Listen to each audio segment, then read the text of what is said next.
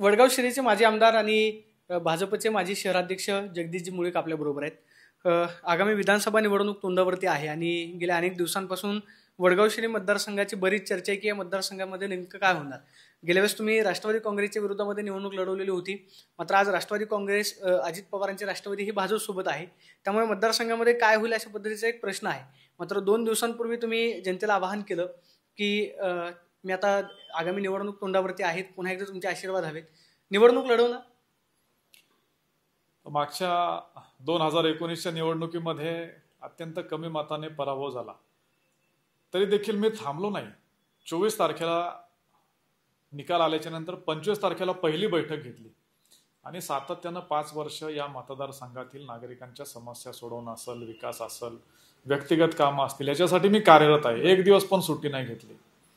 लोकसभेसाठी देखील प्रयत्न केले, पण दुर्दैवानं उमेदवारी नाही भेटली.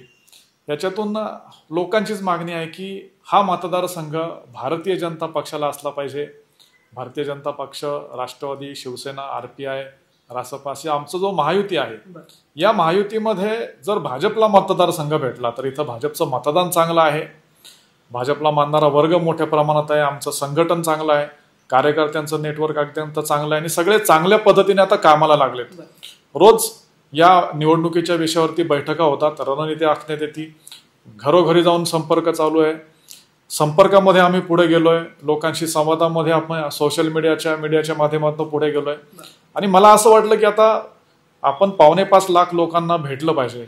मतदारांचा, माता भगिनींचा, जनतेचा आशीर्वाद घेतला पाहिजे. यासाठी प्रत्यक्ष जाऊन भेटण्याचा प्रयत्न तर करतोय, पण 4.25 लाख लोकांपर्यंत पोहोचणं तसं अवघड आहे. म्हणून परवा दिवशी पत्रकाच्या माध्यमातून पोहोचण्याचा प्रयत्न केला.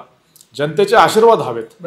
पुन्हा एकदा या मतदारसंघामध्ये भ्रष्टाचार मुक्त कारभार असला पाहिजे, विकास झाला पाहिजे, ट्रॅफिकच्या समस्या सुटल्या पाहिजेत, पाण्याची समस्या सुटली पाहिजे, इथं गार्डन झाले पाहिजेत, ज्या काही चांगल्या सुविधा असल्या पाहिजेत त्यासाठी आपण प्रयत्न करूया आणि त्यासाठी केलेला हा संवाद आहे. सगळ्यात महत्त्वाचं म्हणजे की सध्या विद्यमान आमदार इतर राष्ट्रवादीचे आहेत, ज्यांच्या विरोधात तुम्ही निवडणूक लढवलेली होती. तुम्ही तुमच्या महायुतीच्या काही वरिष्ठ नेत्यांकडे या संदर्भात काय मागणी केली आहे का?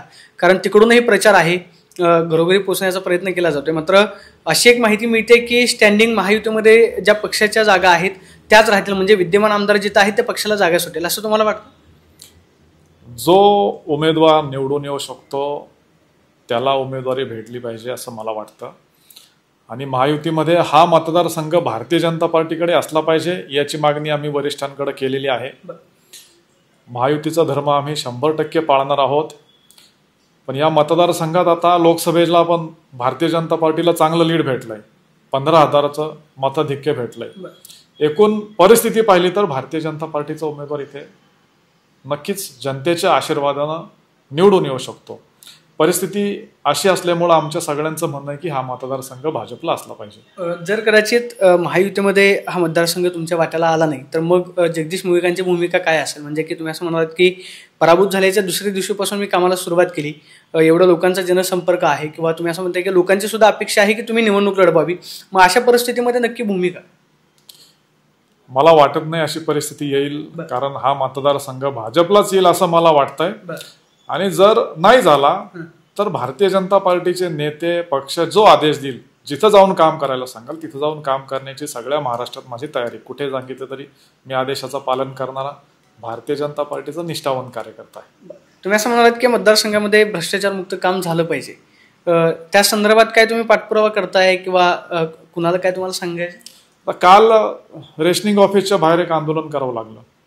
ते आंदोलन का करावं लागलं तर तिथं लोकांना रेशन कार्ड लवकर गरिबांना भेटत नाही किंवा रेशनवरची शिधा भेटत नाही. तर त्यासाठी त्या अधिकाऱ्याला जाऊन आम्ही ठणकावून सांगितलं, तू इथं एकाही एजंटला आतमध्ये एंट्री नाही द्यायची. रेशनिंग अधिकारी जर त्याच्या ऑफिसमध्ये एजंटगिरी चालवत असेल तर आम्हाला तर हे बंद करायला लागेल. रेशनिंग कार्ड भेटणं किंवा अन्नधान्य भेटणं हे गोरगरिबांचा अधिकार आहे. सरकारने ज्या काही योजना जाहीर केल्यात त्याला लाभार्थ्यांपर्यंत पोहोचवण्यासाठीच ह्या योजना जाहीर केल्यात आणि लाभार्थी जर वंचित राहत असेल तर हे जे मधले एजंट आहेत त्यांना बंद करून घरी बसवल्याशिवाय त्यांना कार्यक्रम होणार नाही हा व्यवस्थित.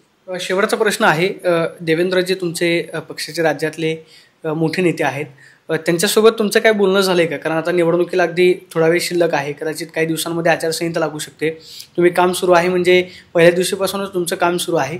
अलीकडच्या काळामध्ये देवेंद्रजींशी तुमचं काय बोलणं झालंय का, किंवा देवेंद्रजींकडून तुम्हाला काय निरोप आहे का? माझं सातत्यानं सगळ्याच आमच्या नेत्यांशी बोलणं होत आहे. आमची जी मागणी आहे ती आम्ही त्यांच्या कानावर घालतोय आणि आमचे सगळे नेते देखील आमच्याविषयी पॉझिटिव्ह आहेत. मला विश्वास आहे की आमचे सगळेच नेते मिळून हा मतदारसंघ भारतीय जनता पार्टीला घेण्यासाठी प्रयत्न करतील.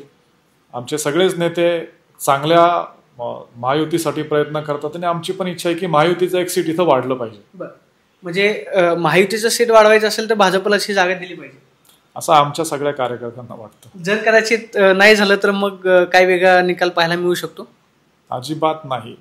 भारतीय जनता पार्टीचा एकदम कट्टर आणि निष्ठावंत कार्यकर्ता आहे मी. पार्टी जिथं सांगेल, पार्टीने महाराष्ट्र भाषा बाहेर पाठवलं तर तिकडे जाऊन काम करत. आपण पाहतोय की पक्ष जो सांगेल तो आदेश माझ्यासाठी महत्त्वाचा आहे. मात्र जर महायुतीची एक जागा वाढवायची असेल तर ही जागा भाजपला सोडावी, अशा पद्धतीची प्रतिक्रिया जगदीश मुळीक यांनी दिल्याचं पाहायला मिळत आहे.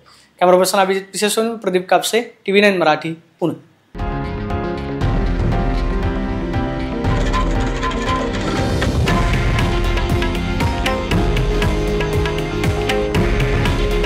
हे आहे देशातील नंबर 1 न्यूज नेटवर्क आणि आपण पाहत आहात TV9 मराठी.